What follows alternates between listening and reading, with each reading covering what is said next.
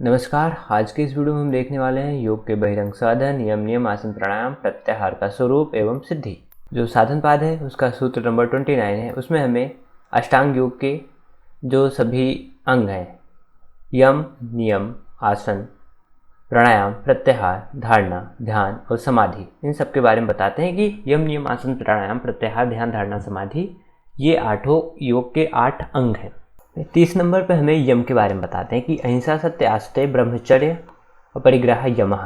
मतलब यम के अंतर्गत 5 आते हैं: अहिंसा, सत्य, आस्तेय, ब्रह्मचर्य और अपरिग्रह।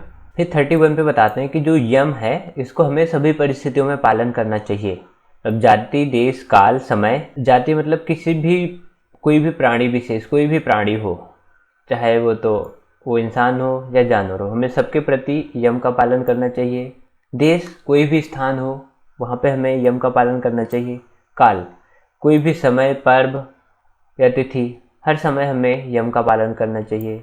और समय मतलब कोई भी विशेष अवसर पे, और साथ ही साथ कोई भी बाधा हो उन सब में भी हमें यम का पालन करना चाहिए। और अगर हम इन सब में यम का पालन करते हैं तो यही महाव्रत है। फिर 32 नंबर पर हमें नियम के बारे में बताते हैं: शौच, संतोष, तप, स्वाध्याय, ईश्वर प्राणिधानानि नियम।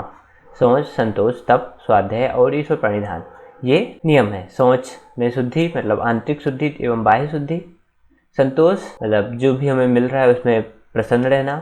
तप मतलब द्वंद्वों को सहना, कठिनाइयों को सहना। स्वाध्याय मतलब हमें स्वयं का अध्ययन करना या फिर ग्रंथों का अध्ययन करना। ईश्वर प्रणिधान मतलब अपने समस्त कार्यों को भगवान को समर्पित कर देना ही ईश्वर प्रणिधान है। और साथ ही साथ ये पांचों मिलके हमारे नियम कहलाते हैं। फिर 33 पे बताते हैं कि जो हमारे यम नियम है, अहिंसा, सत्य, आस्तेय, ब्रह्मचर्य, परिग्रह तथा शौच, संतोष, तप, स्वाध्याय, ईश्वर प्रणिधान, अगर इनसे हमें हमारे अंदर विपरीत विचार आए, मतलब अहिंसा का विपरीत विचार क्या हो गया? हिंसा हो गया। सत्य का विपरीत विचार क्या हो गया? असत्य हो गया, यानी झूठ हो गया। तो अगर इन 10 जो 5 यम और 5 नियम है, अगर इनसे कोई भी विपरीत विचार आता है और वो हमारे मार्ग में बाधा उत्पन्न करती है, तो हमें उसके विपरीत विचार का चिंतन करना है। उसका विपरीत विचार क्या हुआ? जैसे यम हमारा है अहिंसा, अहिंसा का विपरीत विचार हुआ हिंसा।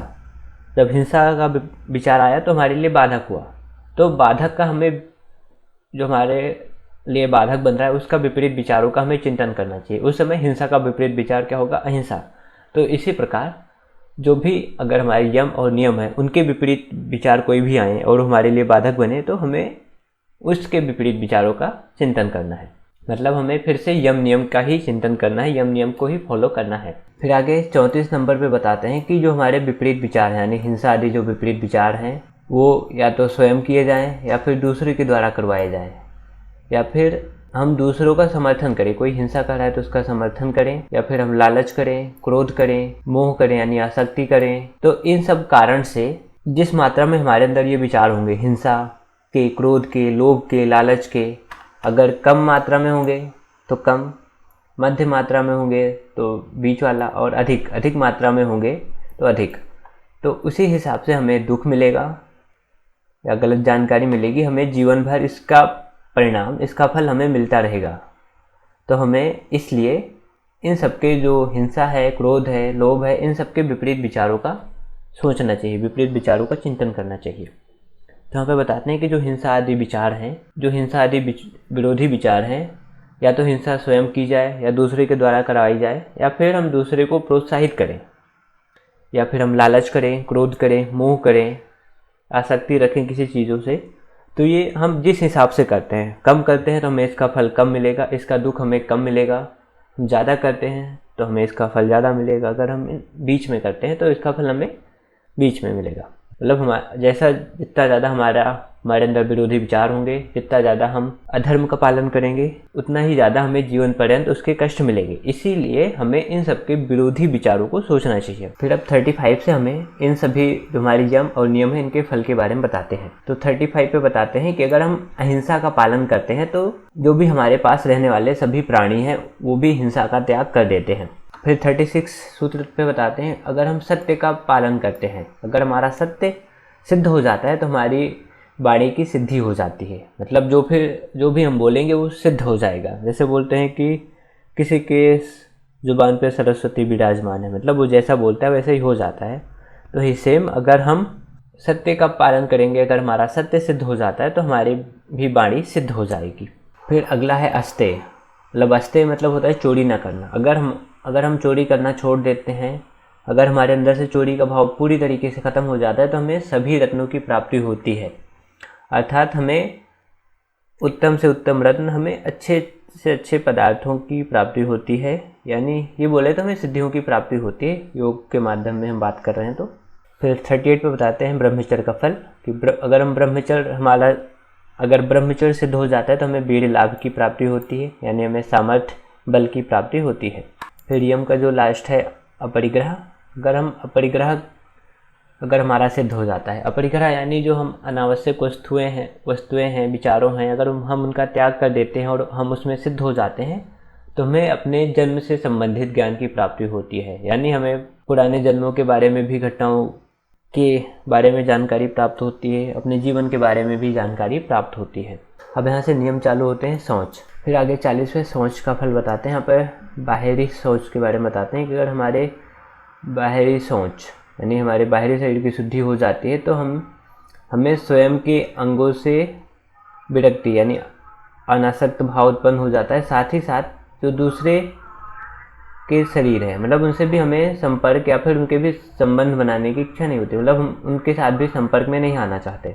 शौच के सिद्ध हो जाने पर साधक अपने शरीर के अंगों से घृणा करने लगता है, साथ ही दूसरे के शरीर से भी संपर्क या संबंध बनाने की इच्छा समाप्त हो जाती है। फिर साथ ही साथ 41 में बताते हैं कि हमारा शौच सिद्ध हो जाता है तो उससे हमें मन में प्रसन्नता आती है, मन में स्थिरता एवं एकाग्रता आती है, हमारे काम इंद्रियों एवं ज्ञान इंद्रियों पर नियंत्रण होता है, साथ ही साथ हमें आत्म साक्षात्कार की भी योग्यता आती है। फिर आगे संतोष का फल बताते हैं कि अगर हम संतोष का पालन करते हैं, अगर हमारा संतोष सिद्ध हो जाता है तो हमें सभी प्रकार के सुख की प्राप्ति होती है, हमें महान सुख की प्राप्ति होती है। फिर आगे तप का फल बताते हैं कि तप के फल से हमारी अशुद्धियों का नाश होता है। तप यानी द्वंद्वों को सहना, अगर हमारा तप सिद्ध हो जाता है तो हमारे जो अशुद्धियाँ हैं वो सभी दूर हो जाती हैं, शरीर और मन दोनों की, और साथ ही साथ हमारे शरीर एवं इंद्रियां भी सिद्ध हो जाती हैं। हमारा शरीर हल्का स्वच्छ हो जाता है, और साथ ही साथ जो शरीर एवं इंद्रियां सिद्ध होने का मतलब, जब हम इसमें विभूतिपाद में एक सूत्र है वहाँ पे बताते हैं कि इससे हमें दूर स्थानों पे जो भी वस्तुएं हैं उनको देखने एवं सुनने की भी सिद्धि प्राप्त होती है। तो इसका संबंध शरीर एवं इंद्रियों की सिद्धि से है। फिर आगे 44 पे हमें स्वाध्याय का फल बताते हैं। स्वाध्याय के फल में बताते हैं कि हमारे इष्ट देव जो हैं, हमें उनका साक्षात्कार होता है, हमें उनके दर्शन होते हैं। स्वाध्याय यानी स्वयं से अध्ययन करना या फिर ऐसी चीज़ों का अध्ययन करना जो हमारे लिए मोक्ष में हेल्पफुल है, मतलब सहायक है। तो मंत्र जप, शास्त्राभ्यास और अपने जीवन का अध्ययन रूप स्वाध्याय के प्रभाव से योगी जिस इष्ट देव का दर्शन करना चाहता है उसी का दर्शन हो जाता है। मतलब वो किसी भी इष्ट देव का, अपने जो भी इष्ट देव हैं, जो भी उनके आराधक या उपासक हैं, उनके दर्शन कर पाता है या फिर उनका साक्षात्कार कर पाता है। और यहाँ पर बताते हैं ईश्वर प्रणिधान का फल कि ईश्वर प्रणिधान से हमें समाधि की प्राप्ति होती है, क्योंकि हमने जब ईश्वर का स्वरूप देखा था तब भी हमें वहाँ पे ईश्वर प्रणिधान के 2 फल देखे थे। एक तो हमें समाधि की प्राप्ति होती है और दूसरा हमारे जो भी विघ्न है वो दूर होते हैं। तो ईश्वर प्रणिधान का फल यहाँ पे समाधि की प्राप्ति बताया जा रहा है। हमारा यम नियम वहीं पे समाप्त हुआ। अब हम देखते हैं आसन के बारे में। तो आसन 46 पे है स्थिर सुखम आसनम, मतलब शरीर की स्थित एवं सुखपूर्वक अवस्था ही आसन है। अगर हम किसी एक पोजीशन में बिना हिले डुले, बिना अपने शरीर को कष्ट दिए हुए आरामदायक स्थिति में बैठे हुए हैं और भी बहुत लंबे समय तक, तो वही आसन है। फिर आगे 47 पे बताते हैं कि हमारा आसन कब सिद्ध होगा, जब हम अपने शरीर की सभी क्रियाओं को रोक दें, यानी जब हम प्रयास करना छोड़ दें आसनों का। मतलब कि हम आसन का प्रयास कब तक करते हैं, जब तक हमसे आसन नहीं बनते। जब हमसे आसन बनने लगते हैं तो हम उसी आसन में, उसी पोज में आरामदायक स्थिति में आ जाते हैं।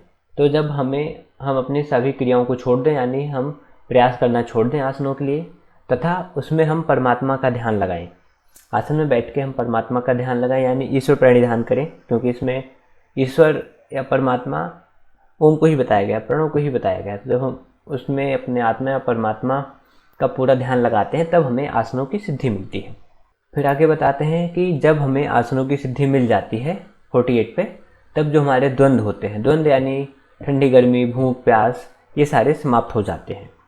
तब हमें ठंडी गर्मी, भूख प्यास, लाभ हानि ये सब हमें कष्ट नहीं पहुंचाते जब हमारा आसन सिद्ध हो जाता है। अब आगे बताते हैं प्राणायाम के बारे में। तस्मिन् सति श्वास प्रश्वासो योगर्गति विच्छेदा प्राणायाम। तस्मिन् सति मतलब उसके बाद, जब हमारा आसन सिद्ध हो जाए तब उसके बाद श्वास एवं प्रश्वास। श्वास मतलब होता है पूरक यानी प्राणवायु को अंदर लेना, प्रश्वास यानी रेचक, श्वास वायु को, अपने प्राणवायु को बाहर छोड़ना। इसकी जो सामान्य गति है इसको हमें रोक देना, स्थिर कर देना, या फिर इसके जो हम श्वास ले रहे हैं, श्वास छोड़ रहे हैं, इसमें अगर हम कोई भी अवरोध उत्पन्न करें यानी हम इसको रोकने का प्रयास करें तो ही प्राणायाम कहलाता है। फिर 50 में हमें 3 प्रकार के प्राणायाम के बारे में बताते हैं। बाह्य वृत्ति मतलब श्वास को बाहर छोड़ना, अभ्यंतर वृत्ति मतलब श्वास को अंदर लेकर रोकना, और स्तंभ वृत्ति मतलब श्वास को जहाँ का तहाँ रोकना। मतलब अगर अंदर है तो अंदर रोकना, बाहर है तो बाहर रोकना। तो यहाँ पर प्राणायाम के भी 3 प्रकार बताए जा रहे हैं। और साथ ही साथ मतलब कि अगर हम 3 प्रकार के प्राणायामों का अभ्यास करते हैं जो कि यहाँ पे दिया गया है, तो इससे हमारा प्राण लंबा एवं हल्का हो जाता है। मतलब हम बोलते हैं ना, लंबी गहरी सांस लीजिए, लंबी गहरी सांस छोड़िए, तो कुछ ऐसे ही। फिर 51 नंबर पे बताते हैं कि श्वास का विपरीत बल लगाना, मतलब जो चौथा प्राण है वो श्वास के विपरीत बल लगाना। श्वास को बाहर रोकने तथा अंदर रोकने के विषय अर्थात कार्य का त्याग या विरोध करने वाला यह चौथा प्राणायाम है। इस सूत्र में चौथे प्राणायाम की विधि का वर्णन किया गया है। चौथे प्राणायाम की विधि बिल्कुल अलग प्रकार की है। इस विधि को बताते हुए कहा है कि पहले और दूसरे प्राणायाम की विधियों के विपरीत आचरण करना ही चौथा प्राणायाम है। इसमें ऐसा बोलते हैं कि हमें जब भी हम चाहें तभी हमारा कुंभक लग जाए, यानी हमारा श्वास जहाँ बाहर है तो बाहर रुक जाए, अंदर है तो अंदर रुक जाए, तो यही चौथा प्राणायाम है। हमें कुंभक लगाने के लिए ना तो श्वास लेना पड़े, ना ही श्वास छोड़ना पड़े, ना ही हमें पूरक करना पड़े, ना ही हमें रेचक करना पड़े। जहाँ भी चाहें वहाँ पे हम अपना श्वास रोक लें यानी कुंभक लगा लें, चौथा प्राणायाम है। इसके फल के लिए सूत्र नंबर 52 और 53 है। 52 में बताते हैं कि प्राणायाम के फल से अज्ञान का आवरण हटता है, यानी और मन की एकाग्रता आती है। जो हमारे मन के ऊपर, ज्ञान के ऊपर जो अज्ञानता का आवरण है, यानी जो हमारे प्रकाश के ऊपर जो आवरण पड़ा हुआ है वो दूर हटता है अगर हम प्राणायाम का अभ्यास करते हैं, यानी हमारे अंदर जो अज्ञानता है वो दूर होती है। साथ ही साथ बताते हैं कि हमें धारणा करने की भी योग्यता आती है। धारणा क्या हुआ, हम अपने मन को किसी एक वस्तु पे केंद्रित करना, एकाग्रचित करना ही धारणा है। तो अगर हम प्राणायाम करते हैं तो हमें एकाग्रता करने में भी सहायक होता है। तो 52 पे हमें बताते हैं कि हमें से अज्ञानता हमारी दूर होती है, अज्ञानता का जो आवरण होता है वो दूर होता है। साथ ही साथ हमें धारणा करने की भी योग्यता आती है, यानी मन को एकाग्र करने की भी योग्यता आती है। फिर 54 पे बताते हैं प्रत्याहार के बारे में। प्रत्याहार के बारे में बताते हैं कि अपने इंद्रियों को, जो भी हमारी इंद्रियां हैं, उनको उनके विषय से दूर कर लेना। जो भी उनका विषय है, आँखों का काम है देखना, कानों का काम है सुनना, अगर हम अपने इंद्रियों को उनके कार्यों से दूर कर लें तो वही प्रत्याहार कहलाता है।